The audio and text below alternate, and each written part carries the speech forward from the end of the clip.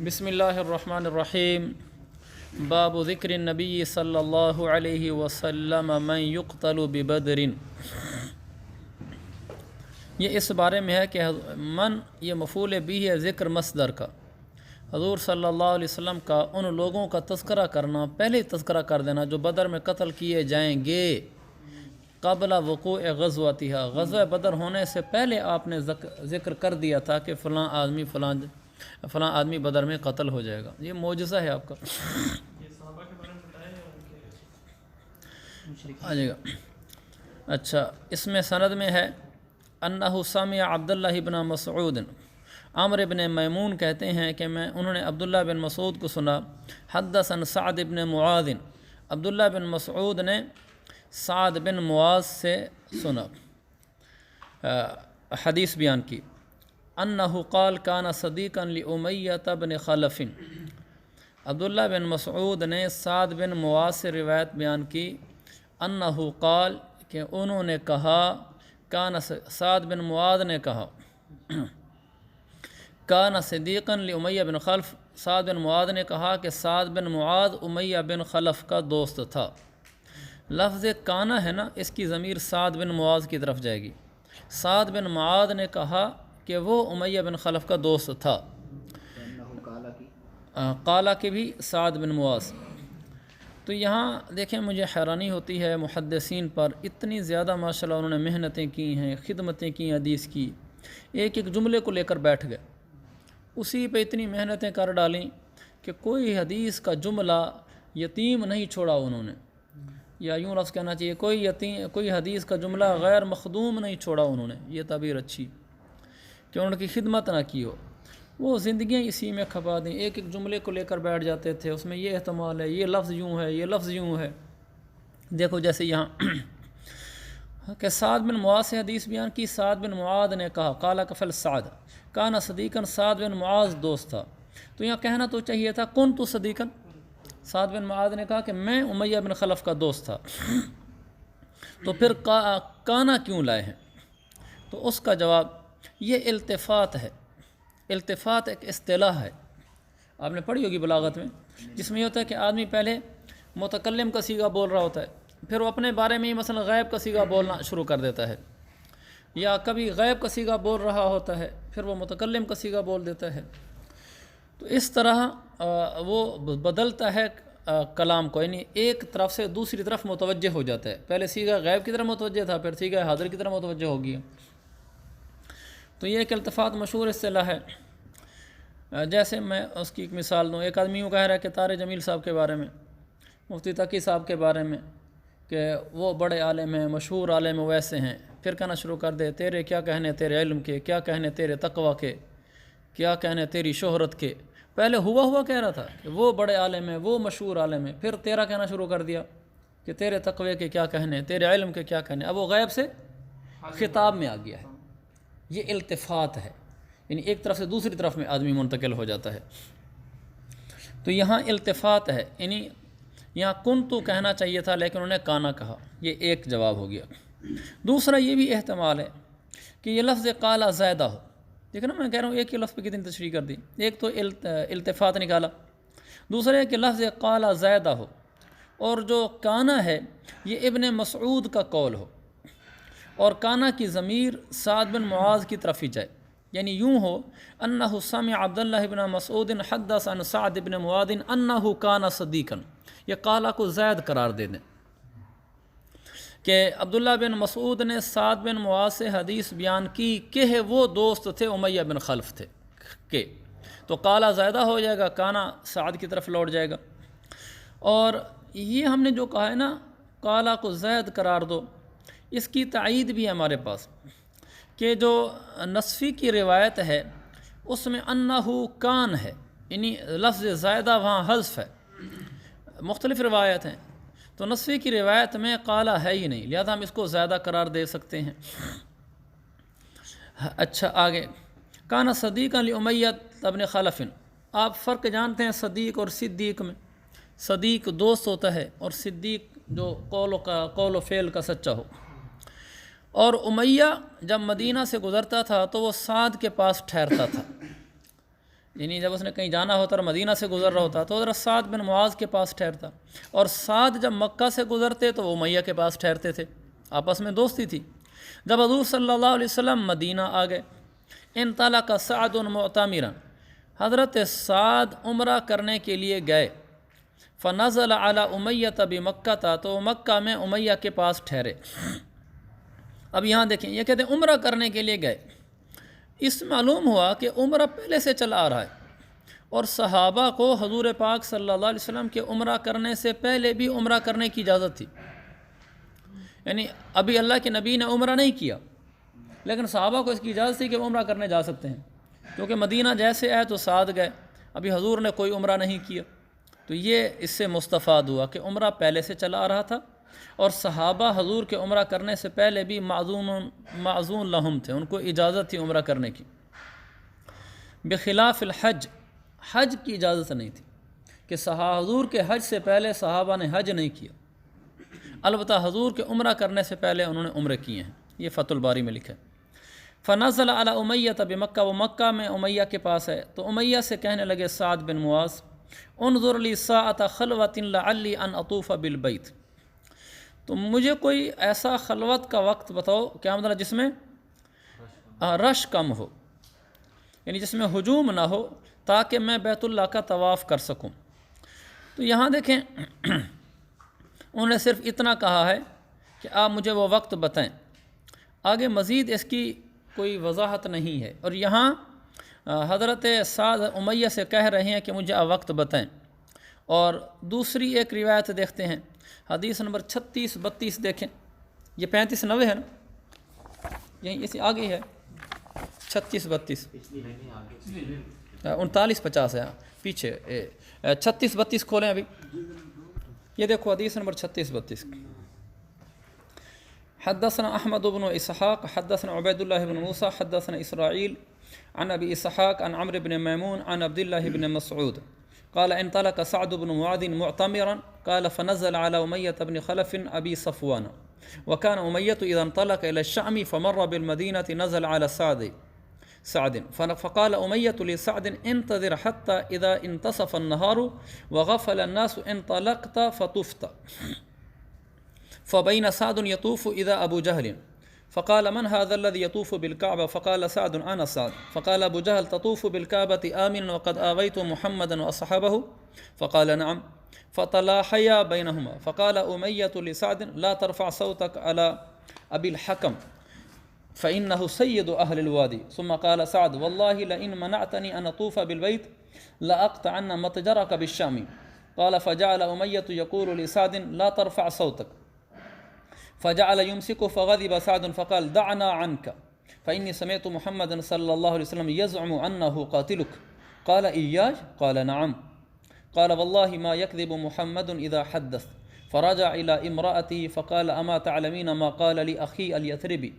قالت وما قال؟ قال زعم أنه سمع محمدا صلى الله عليه وسلم يزعم أنه قاتلي. قالت فوالله ما يكذب محمد. کفر کے باوجود مان رہے ہیں. قال فلما خرجوا إلى بدر وجاء الصريخ قالت له امرأته أما ذكرت ما قال لك أخوك اليثربي؟ قال فأراد ألا يخرج. فقال له أبو جهل إنك من أشراف الوادي فسر بنا يوما أو يومين. فصار معهم فقتله الله. یا رسول اللہ آپ سچے ہیں. دیکھیں یہاں پر جو بات میں دکھلانا چاہتا تھا، کسی حدیث کو صحیح سمجھنے کے لیے ضروری ہے کہ اس حدیث کے دوسرے طرق بھی دیکھے جائیں، پھر کسی حدیث کا صحیح مفہوم سامنے آتا ہے. اور احادیث میں تعارض ہو جاتا ہے، ان کے اشکالات کے جواب دینے کا طریقہ بھی آ جاتا ہے، کیونکہ اللہ کے نبی کی سب حدیثیں سچی، لہذا اگر تعارض بھی ہو تو اس کا کوئی نہ کوئی معقول جواب ہوتا ہے. اور اگر کہیں معقول جواب نہ ملے، یہ بات پہلے بھی عرض کر چکا ہوں، آپ کو کوئی اشکال پیدا ہو گیا کسی آیت پر، کسی حدیث پر، کسی شرعی مسئلے پر، اور آپ کو اس کا جواب نہیں مل رہا، آپ نے بڑا ڈھونڈ لیا لیکن پھر بھی نہیں مل رہا، تو اس کا کیا جواب ہے؟ اس کا جواب یہ ہے اللہ رسول نے سچ کہا ہے، مجھے سمجھ نہیں آ رہا، میری عقل کا نقص ہے. اس کا جواب ہے مجھے سمجھ نہیں آ رہا. علماء کی کتابیں پر تقی صاحب کا پڑھ کے بھی جواب تسلی نہیں ہوئی، اسقلانی پڑھ کر بھی تسلی نہیں ہوئی، عینی پڑھ کر بھی تسلی نہیں ہوئی، تو پیچھے کیا بچ گیا؟ پھر بھی یہ بات ہے کہ جواب اس کا موجود ہے، لیکن یا مجھے سمجھ نہیں آ رہا یا کوئی اور جواب ہے جو ان حضرات نے نہیں لکھا، کسی اور کے پاس ہوگا۔ تو یہ باتیں ضروری ہیں، ورنہ ایمان خطرے میں پڑ جاتا ہے۔ کسی نہ کسی بات پر ایسا اشکال شیطان دل میں بٹھا ہی دیتا ہے، وہ ہمارا نقص عقل ہوتا ہے۔ تو یہ باتیں فائدہ بھی دیتی ہیں۔ بعض سوال ایک ایسے بھی ہیں جو میرے ذہن میں بھی ابھی تک ہیں، لیکن مجھے ان کا کوئی صحیح جواب نہیں ملا۔ میں نے کئی علماء سے پوچھے ہیں، مثلا بڑے جید علماء سے، اور کتابیں بھی دیکھی ہیں، لیکن مجھے ابھی تک ان کا تسلی بخش جواب نہیں ملا۔ تو میں یہی سمجھتا ہوں کہ یہ میری عقل کا نقص ہے، واللہ عقل کا ہی نقص ہے۔ قرآن و حدیث سچے ہیں اور شریعت سچی ہے، یہ ہماری عقل کی حیثیت ہی کیا ہے۔ چلیں اچھا، تو اس میں دیکھیں، آپ دیکھیں یہ جو ہم پڑھ رہے تھے نا، اپنا سبق دیکھیں، انظر لی ساعۃ خلوۃ، یہاں لکھا ہوا ہے فتح الباری کے اندر، بینما فی روایت اسرائیل 36-32 فقال امیہ لسعد انتظر حتی اذا انتصف النہار یا الا تنظر حتی یکون نصف النہار۔ دو باتیں یہاں بتانا چاہتا ہوں۔ ایک یہ بتانا چاہتا ہوں کہ فتح الباری کے حوالے سے یہ ہے کہ انہوں نے کہا کہ دیکھو اس روایت میں تو یہ الفاظ ہیں کہ ہمارا سبق والی روایت میں کہ حضرت سعد امیہ سے کہہ رہے ہیں کہ مجھے وقت بتاؤ جس میں طواف کر سکوں، اور جو دوسری حدیث 36-32 ہے اس میں کہا گیا ہے کہ امیہ سعد سے کہہ رہے ہیں کہ تو انتظار کر یہاں تک کہ جب آدھا دن ہو جائے تو پھر تو جا کر طواف کرنا۔ وہ تو خود وقت بتا رہا ہے، تو یہ تعارض ہو گیا۔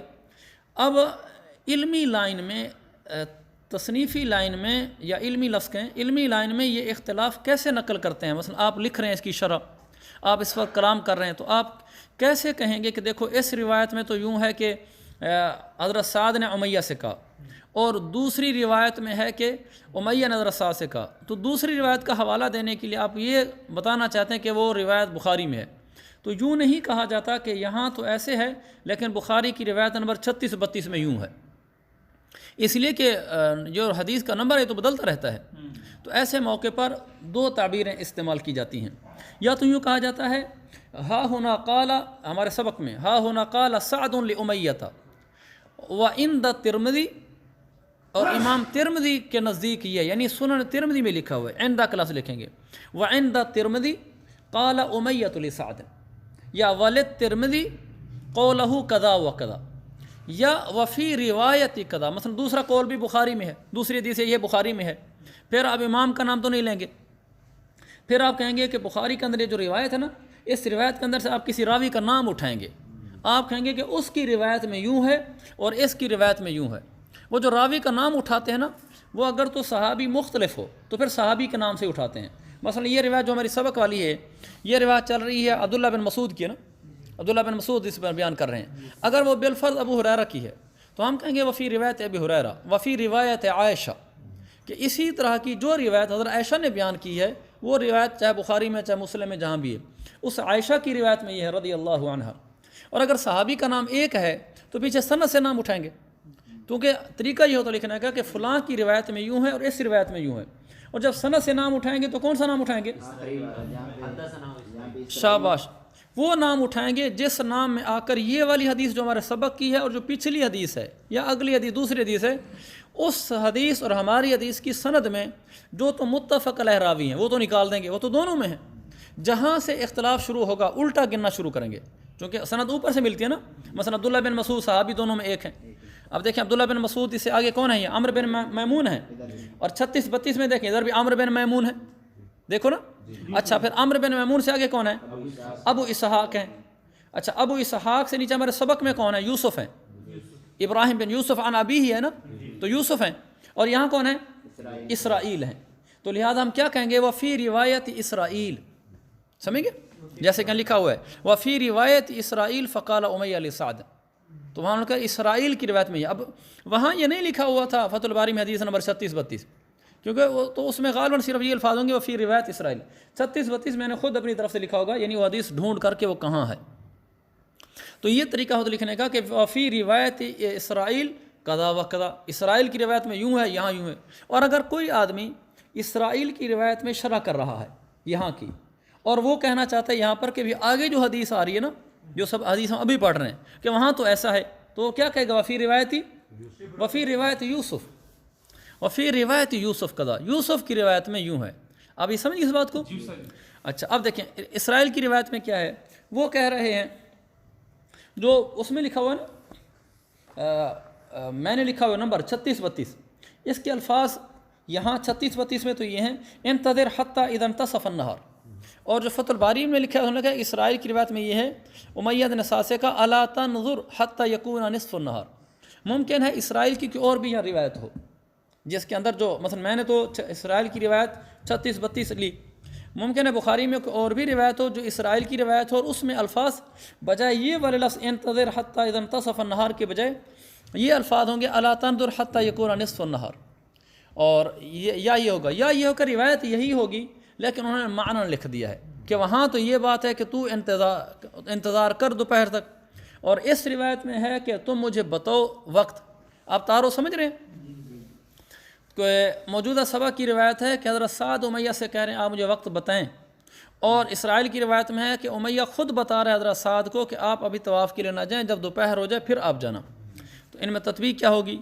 والجمع بینہما، ان دونوں میں تو تطبیق یہ ہوگی بأن سعدا سألہ واشار علیہ امیۃ، حضرت سعد نے پہلے پوچھا ہوگا اور امیہ نے پھر ان کو یہی مشورہ دیا ہوگا، تو لہذا ایک راوی نے صرف حضرت سعد کا پوچھنا ذکر کر دیا، دوسرے راوی نے حضرت امیہ کا مشورہ دینا ذکر کر دیا، دراصل ہوا یہ دونوں تھا۔ پھر انہوں نے اپنی سمجھ سے نصف نہار کا وقت طے کیا، یعنی حضرت سعد نے، چونکہ یہ خلوت کا وقت ہے، لوگ نہیں آئے ہوں گے، ابھی نئے یہ مسلمان مدینہ میں پہنچے ہیں اور مکہ والوں کی دشمنی بھڑکی ہوئی ہے، تو ایسا وقت میں جائیں جس میں لوگ بھی نہ ہوں تاکہ زیادہ لوگوں سے آمنا سامنا نہ ہو، ٹاکرا نہ ہو، لیکن اللہ کی شان فائدہ اسی میں تھا تو ابو جہل سے ٹاکرا ہو ہی گیا۔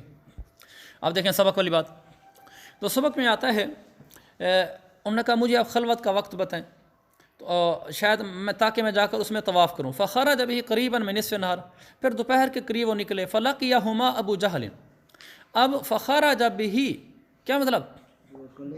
ہاں امیہ سعد رضی اللہ عنہ کو ساتھ لے کر نکلے، اس لیے ساتھ لے کر نکلے کہ سعد نے امیہ کے پاس پڑا ڈالا تھا، گویا کہ امان لی ہوئی تھی۔ یہ عربوں میں تھا کہ اگر کوئی کسی کی پناہ لے لیتا تھا تو پھر دوسرے اس کی پناہ کا خیال رکھتے تھے، پھر امیہ سرداروں میں تھا، جیسے آپ نے پیچھے پڑھا ہے بخاری شریف میں کہ حضرت ابوبکر صدیق کو پناہ دی ہوئی تھی انہوں نے، وہ کسی کے بارے میں لکھا ہوا تھا، تو بعد انہوں نے کہا جی کن کو؟ نہ حضرت ابوبکر صدیق کی ابن داغنہ تھا، کسی نے پناہ دی، ابن داغنہ تھا غالباً، تو پھر ابو بکر صدیق نے کہا کہ پھر میں اپنی پناہ اپنی جو ہے وہ واپس کرتا ہوں۔ جب ابن داغنہ نے شرطیں لگائی تھیں کہ آپ یہ کر دیں ورنہ وہ کہتے ہیں کہ میں اپنی پناہ واپس لے لوں، تو ابو بکر صدیق نے کہا تھا جس کا مفہوم یہ ہے مجھے اللہ کافی ہے، میں اللہ کی پناہ میں آتا ہوں، میں آپ کی پناہ واپس کرتا ہوں۔ تو جب تک یہ کسی کی پناہ میں ہوتے تھے تو دوسرے بھی ان کو کوئی نقصان نہیں پہنچاتے تھے۔ تو امیہ چونکہ دوست بھی تھا اور پناہ بھی دی ہوئی تھی، چونکہ جس کے پاس مہمان ٹھہرا ہوا اس نے پناہ دی ہوئی ہے، تو وہ خود حضرت سعد کو ساتھ لے کر آیا۔ فلقیہم ابو جہل، ابو جہل ان کو ملا تو کہنے لگا اے ابو صفوان، یہ امیہ بن خلف کی کنیت ہے، تو امیہ بن خلف لفظ ہے، اس کی کنیت ہے۔ کہنے لگا من ھذا معک، کون ہے یہ تمہارے ساتھ؟ وہ کہنے لگا یہ سعد ہے۔ تو ابو جہل نے کہا الا اراک تطوف بمکہ آمنا، نیچے لکھو بتخفیف اللام للاستفتاح، دیکھ لیا بتخفیف اللام کیا مطلب؟ اللہ نہیں لکھا ہوا، یعنی یہ نہیں کہ اللہ اس سے پہلے لام محذوف علی اللہ، یہ اللہ ہی ہے، اور للاستفتاح کیا مطلب؟ کلام کے آغاز میں، ہاں کلام کے آغاز میں جو اللہ استعمال ہوتا ہے یہ وہ والا اللہ ہے۔ الا اراک تطوف بمکہ، اچھا آگے لکھا ہوئے فتح الباری فا لکھے ہوئے للکشمیہنی بحذف الحمزۃ، کشمیہنی کے نسخے میں لا اراک ہے، وہی مرادتن، اور یہی مراد ہے۔ آگے قسطلانی کا والا دیا ہے، فتح الباری میں بھی یہ بات ہے، حوالہ صرف قسطلانی کا دیا ہے۔ الا اراک، وہ کہتے ہیں اصل میں لا اراک تطوف بمکہ آمنا، میں آپ کو مکہ میں امن کے ساتھ طواف کرتے ہوئے نہیں دیکھ سکتا، تو یہ وہ کہنا چاہتا ہے۔ یہ بھی ہو سکتا ہے کہ میں آپ کو طواف مکہ میں امن سے طواف کرتے ہوئے نہیں دیکھ رہا، مجھے کیا ہو گیا، میں آپ کو مطمئن کر کے دیکھ رہا ہوں۔ وقد آویتم الصبات، اور تم نے صابن کی جمع صبات، جیسے داعن دعات، کیا تم نے بے دینوں کو پناہ دے اس حال میں کہ تم نے بے دینوں کو پناہ دے رکھی ہے۔ یہ سعد بن معاذ یہ میرے انصاری تھے، ہاں یہ چونکہ انصاری تھے اس لیے انہوں نے کہا کہ یقیناً انصاری تھے، اس لیے انہوں نے کہا کہ تم نے ان کو پناہ دے رکھی ہے، تم مدنی ہو اور ان کو پناہ دے رکھی ہے۔ وزعمتم، اور تم نے یہ کہہ رکھا ہے، انکم تنصرون، یہ زعمتم قلتم کے معنی میں، تم نے یہ کہہ دیا ہے کہ تم ان کی مدد کرو گے اور اعانت کرو گے، اما واللہ لولا انک مع ابی صفوان ما رجعت الی اہلک سالما، واللہ اگر تو ابو صفوان کے ساتھ نہ ہوتا، وہی خیال کر رہا ہے پناہ کا، اگر تو اس کے ساتھ نہ ہوتا تو آج گھر صحیح سالم لوٹتا، یعنی تیری گردن اڑا دیتا میں۔ آدمی بھی پھر صحابی تھا، وہ کون سا جھکنے والا تھا، چاہے شیر کی کچھار میں اکیلا پہنچا ہوا ہے، لیکن پھر صحابی تو صحابی ہے۔ فقال له سعد ورفع صوته علیہ، سعد نے کہا اور پھر سر چڑھ کر کہا، سر چڑھ کر بولا، کہنے لگا واللہ لئن منعتنی هذا لأمنعنک ما هو اشد علیک منہ طریقک علی اہل المدینہ، طریقوں کا دونوں ہو سکتے ہیں، کہ واللہ اگر تو نے مجھے اس سے روک دیا، یعنی طواف کرنے سے روک دیا، مجھے کہا تو نکل جائے یہاں سے، تو میں تیرے اوپر وہ چیز روک دوں گا جو تیرے اوپر اس سے بھی زیادہ شاق ہوگی۔ وہ چیز کیا ہے؟ تمہارا اہل مدینہ کے اوپر جو راستہ ہے، یعنی اہل مدینہ سے گزر کر جو شام جاتے ہو، یہ کیسے؟ یہاں انہوں نے کہا بھی ہے دوسری روایت، ہاں اس نے کہا، سعد نے کہا لئن منعتنی ان اطوف بالبیت لاقطعن متجرک بالشام۔ اب دیکھیں یہ روایت مبہم ہے ہمارے سبق والی، یہ کہہ رہے ہیں کہ میں تمہارا اہل مدینہ پر راستہ روک دوں گا۔ اہل مدینہ پر راستہ روکنے کا کیا مطلب ہے؟ اور وہاں ہے متجرک بالشام، شام کی تجارت روک دوں گا، یعنی تو مدینہ کے راستے سے گزر کے جاتے ہو تو میں وہ روک دوں گا۔ فقال امیہ ان سے کہا، کیونکہ یہ سردار ہے ابو الحکم ابو جہل، اور حضرت سعد اونچا بول رہے ہیں، تو امیہ نے کہا سعد ابو الحکم یہ اس وادی کا سردار ہے، اس کے سامنے آواز اونچی نہ کر۔ یہ ابو الحکم سے مراد ابو جہل ہے، لکھا ہے فتح الباری میں، ہی کنیت ابی جہل لعنت اللہ علیہ، دل بھی خوش ہوتا ہے اسے لعنت اللہ پڑھتے ہوئے۔ والنبی صلی اللہ علیہ وسلم هو الذی لقبہ ابا جہل، اس کو ابو الحکم کہا جاتا تھا، جہاں بھی حکم کے رابطے ہیں، یعنی جو دانائی والا تھا، اور سید اہل الوادی، وادی سے مراد وادی مکہ۔ ہاں وہی مرض کر رہا تھا، وہ لگتا ایسے تھا، پہلے ہمارے سبق میں آیا تھا، ہم نے کہا تھا شاید ابو الحکم ہو، تو پھر میں نے یہ بھی کہا تھا کہ اس کو ہم سوچیں گے دیکھیں گے، آپ لوگوں نے یاد نہیں دلایا، آج پھر یاد دلا دینا، مجھے ایک میسج کر دینا یاد دہانی کا، تو اس کو ہم ضرور دیکھتے ہیں کہ ابو الحکم ہے یا حکم ہے، لیکن اب یہ حکم پڑھتے ہیں۔ تو اللہ کے نبی نے اس کو ابو جہل کہا تھا کہ داناؤں کا باپ نہیں ہے، دانائی والا نہیں ہے، یہ جہالت والا ہے، تو اس کے سامنے آواز اونچی نہ کرو۔ فقال سعد، حضرت سعد نے کہا دعنا عنک یا امیہ، امیہ تو ہمیں چھوڑ دے اپنے سے، ہاں یعنی پناہ واپس لے لے، ہمیں تو اپنے سے چھوڑ دے، یعنی تو یا تو یہ مطلب ہوتا ہے کہ تو ہٹ جا ہم سے، ہمیں یہ بات کرنے دے۔ دعنی عنک، دعنی ہوتا مجھے چھوڑ دے، جو میں کہہ رہا ہوں مجھے کرنے دو، یعنی امیہ جو میں بول رہا ہوں مجھے بولنے دو، مجھے کہنے دو، ہاں یہ مطلب اس کا۔ واللہ میں نے حضور صلی اللہ علیہ وسلم کو فرماتے ہوئے سنا ہے، انہم قاتلوک، کہ وہ تمہیں قتل کریں گے۔ کس کو کہا ہے؟ امیہ کو کہا ہے کہ تمہیں قتل کریں گے۔ یہاں سوال یہ پیدا ہوتا ہے، انہوں نے انہم کہا ہے، اس کی وجہ کیا ہے؟ ان نبی صلی اللہ علیہ وسلم و صحابہ وَوَهِمَ مَنْ عَادَ ضَمِيرَ إِلَىٰ أَبِي جَهْلٍ وَصَحَابَهُ، بعض ہی سمجھ گئے کہ مجھے چھوڑ امیہ، تو ابو جہل کی حمایت کر رہا ہے، یہی ابو جہل اور کے ساتھ ہی تجھے قتل کر دیں گے، تو مجھے اس کی حمایت میں بول رہا ہے، لیکن یہ وہم ہوا جنہوں نے یہ مراد لیا ہے، اس سے مراد یہ کہ حضور علیہ السلام اور صحابہ تجھے قتل کریں گے، ٹھیک ہے؟ اچھا آگے انہم قاتلوک قال بمکہ تھا، اچھا پیچھے وہ طریقہ کا اور طریقوں کا وہ نہیں بتایا تھا، طریقہ کا کیوں ہے؟ طریقہ کا اس لیے، نیچے دیکھو بالنسب بدل من قولی ما هو اشد، لامن انک ما هو اشد، امن انک مفعول ثانی ہوگا نا، تو یہ طریقہ کو سے بدل ہو جائے گا، ما ہوا محلا منصوب ہے، اور دوسرا ایک اس پر رفع ہوگا، لانه خبر مبتدا محذوف ای هو طریقہ کا، تو اوپر والا میں نے بتایا ہے، اب نیچے آ جو جہاں سبق چل رہا تھا۔ سعد نے کہا، اچھا نہیں نیچے انہم قاتلوک، یہ بھی آپ کو بتا دیا۔ آگے قال بمکہ تھا، تو امیہ کہنے لگا کہ مکہ میں مجھے قتل کریں گے، تو نے کہا لا ادری، یہ پتہ نہیں ہے، تو انہوں نے اتنا ہی بتایا جتنا انہوں نے اللہ کے نبی سے سنا تھا۔ یہ وہ ترجمۃ الباب سے مطابقت ہے کہ حضور صلی اللہ علیہ وسلم نے ذکر نبی ما یقتل ببدر، تو آج اسی کا ذکر کیا ہوا تھا، ممکن ہے اس وقت بدر کا ذکر نہ کیا ہو، اتنا کہا ہو کہ میں اس کو قتل کروں گا، لیکن بہرحال ہوا تو بدر میں قتل تھا، تو اس ترجمۃ الباب کے نیچے آ سکتا ہے۔ تو قال لا ادری ففزع لذلك امیہ فزعا شدیدا، اس سے امیہ کو بہت زیادہ خوف لاحق ہو گیا۔ اچھا خوف کیوں لاحق ہو گیا؟ یہاں وجہ نہیں بیان کی۔ اچھا اس کی وجہ اسرائیل کی روایت میں ہے، دیکھیں وہاں ہے، فتح الباری والے نے بھی اس کو لکھا ہے کہ اس کی وجہ وہاں ہے، انہوں نے کہا تھا فإنی سمعت محمدا، دیکھو اوپر دوسری سطر 36-32 والی روایت میں، صفحہ نمبر 1649 کی دوسری صفر 70، فإنی سمعت محمدا یزعم وانا یقول کہ ہوگا کیا محمد صلی اللہ علیہ وسلم کو میں نے کہتے ہوئے سنا ہے کہ وہ تمہیں قتل کریں گے، کہنے لگا مجھے، قال نعم، قال واللہ ما یکذب محمد اذا حدث، یہ وجہ ہے، وہ گھبرائے اس لیے تھا کہ محمد جب کوئی بات کہہ دیتا تو اس میں جھوٹا نہیں ہوتا، تو اس وجہ سے وہ گھبرا گیا، تو اس کے گھبرانے کی وجہ وہاں ہے، یعنی اس بات سے گھبرایا کہ وہ بندہ سچا ہے، اس بات سے نہیں گھبرایا کہ وہ مجھے قتل کرنے کی دھمکی دے چکا ہے، اس لیے کہ بہادر تھے، اتنے ڈرپوک نہیں تھے مشرکین مکہ بھی، اگر کوئی کہہ دے میں تجھے قتل کر دوں گا اسے ڈر جائیں آگے سے کہ یار اس نے تو مجھے قتل کی دھمکی دے دی ہے، یہ خود لڑنے بھیڑنے والے لوگ تھے، لیکن جب یہ پتہ چلا کہ اللہ کے نبی نے کہا ہے اب ڈر گیا، انہوں نے کہا اب یہ صرف دھمکی نہیں، اب یہ حقیقت ہے۔ اللہ فلما رجع امیہ الی اہلہ، جب امیہ واپس گھر آیا تو کہنے لگا اے ام صفوان، اہل کی مطلب بیوی کے پاس ہے، بیوی کے پاس ہے، اہل بیوی کے معنی میں بھی استعمال ہوتا ہے، اہل کا معنی جیسے گھر والے ہوتا ہے، اور افراد ایسے صرف بیوی کے معنی میں بھی استعمال ہوتا ہے، تو بیوی کے پاس ہے، کہنے لگا اے ام صفوان الم تری ما قال علی سعد، کیا تو آج نہیں دیکھ رہی جو مجھے سعد کہہ گیا ہے؟ کہنے لگی کیا کہا ہے؟ کہا اس نے زعما، کہا ہے، وہ کہہ گیا ہے کہ محمد نے ان کو بتایا ہے کہ انہم قاتلیہ، دیکھیں قاتلی نہیں یہ لفظ، ہاں اصل میں تھا قاتلین، یا وہ نون گڑ گیا تو قاتلیہ، چونکہ پیچھے انہم ہے نا، انہم قاتلیہ، فقلت له، میں نے اسے پوچھا مکہ میں، کہنے لگا لا ادری، امیہ کہتے ہیں واللہ میں تو مکہ سے نہیں نکلوں گا کبھی بھی، یہاں آ کر اس کا قتل کرنا مشکل ہے، اور باہر کہیں قتل کرے گا میں نکلوں گا نہیں، قسم کھا لی کہ میں نہیں نکلوں گا، اس کو 10 قسمیں کھا لے، میرے نبی کی کہی بات ہے وہ سچی ثابت ہوگی ایک دم۔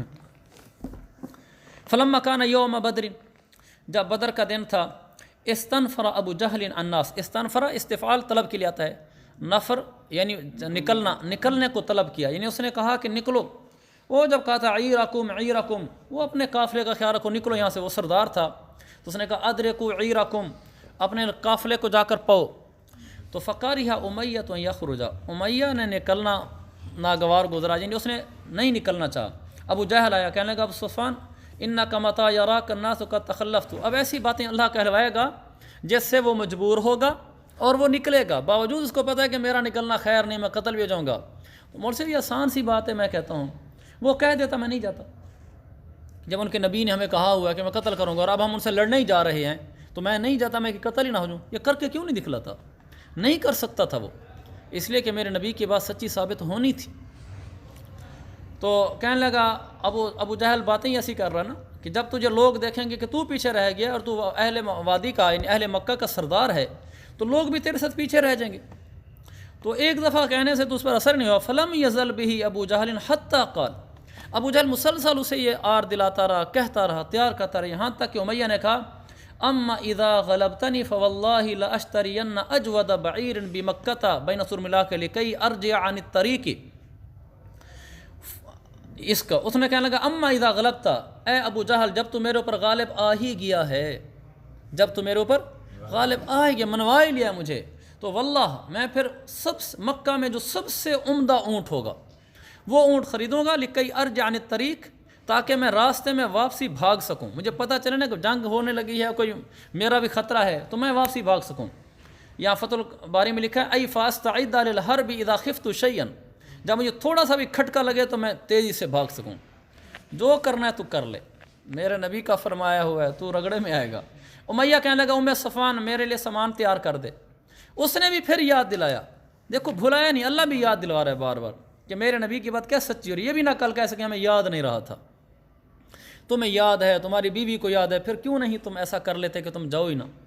تو کہنے لگے ابو صفوان قد نسیت ما قال لك اخوك الیسربی، وہ بات بھول گیا جو تجھے تیرا یسربی بھائی کہہ گیا تھا، یسربی بھائی سے مراد وہ سعد ہیں، ان کے درمیان اخوت کیسے تھی؟ بحسب المعاہدۃ والموالاۃ، جو آپس میں وہ کہہ لیتے تھے ہم ایک دوسرے کے دوست ہیں، اور لکھا ہے کہ ذکر الاخوہ، جو ان کی اخوت تھی بے اعتبار ما کان بینہما من المواخات فی الجاہلیہ، جاہلیت کے زمانے میں انہوں نے آپس میں مواخات کر رکھی تھی، اس کی طرف اس نے کہا اخو ہے تیرا، تو وہ کہنے لگے لا میں بھولا تو نہیں ہوں، کہا وما ارید ان اجوز معہم الا قریبا، میں نہیں چاہتا، اجوزہ کا معنی یہاں چلنا ہے، جیسا کہ عمدۃ القاری اور قسطلانی دونوں لکھا ہے لا اسلک، سلک یسلک، لا اسلک معہم الا قریبا، میں ان کے ساتھ نہیں چلوں گا مگر قریب کی مدت کے لیے، میں تھوڑے سے وقت کے لیے ان کے ساتھ جا رہا ہوں، یعنی 1-2 دن کے لیے جا رہا ہوں، پھر واپس آ جاؤں گا، ادھر سے ایک دفعہ نکل جاؤں تاکہ لوگ مکہ سے نکل جائیں، میری وجہ سے پیچھے کوئی رہ نہ جائے، میں نہیں نکلتا تو لوگ رہ جائیں گے، 1-2 دن کے لیے جا رہا ہوں۔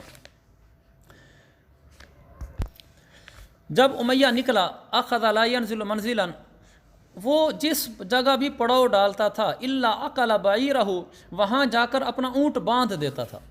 یہ کیا مطلب ہے؟ جہاں بھی وہ پڑاؤ ڈالتا تھا تو وہاں اونٹ باندھ دیتا تھا۔ ہاں یہ لکھا ہے اس میں لام الدراری کے حوالے سے، مولانا صدیق صاحب نے خیر الساری میں لکھا ہے اے مریداً للفراری، بھاگنے کے ارادے سے اونٹ باندھ دیتا تھا۔